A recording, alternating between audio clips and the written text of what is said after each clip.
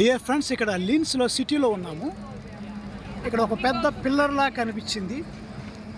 ఆ పిల్లర్ పైన మీద గోల్డ్ కలర్లో ఒక క్రాస్, సిలువ స్వరూపం,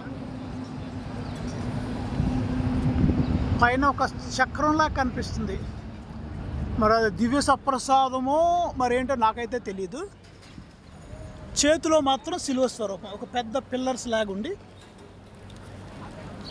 కింద ఇక్కడ దేవదూత దండం పెట్టినట్టు మనకు కనిపిస్తుంది. దేవదూత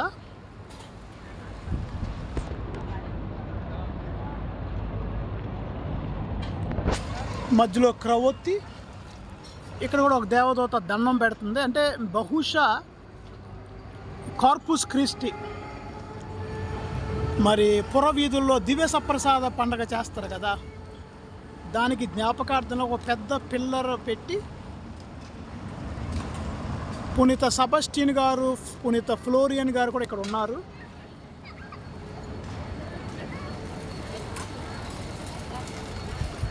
ఆ పైన మనకి బంగారంతో సిలువ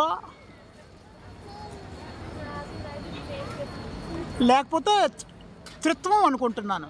పితా, పుత్ర, పవిత్రాత్మ, తండ్రి దేవుడు కుడి పక్కన,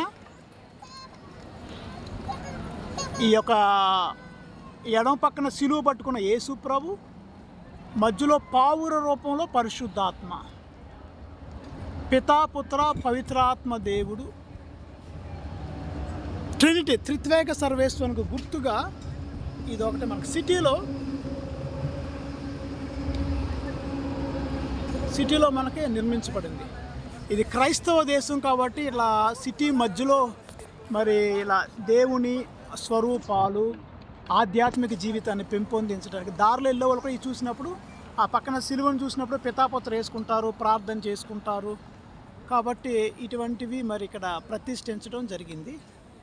మొత్తానికి చాలా అందంగా, ఆధ్యాత్మికంగా ఈ యొక్క ఫొటోస్ ఉన్నాయి ప్రియులారా.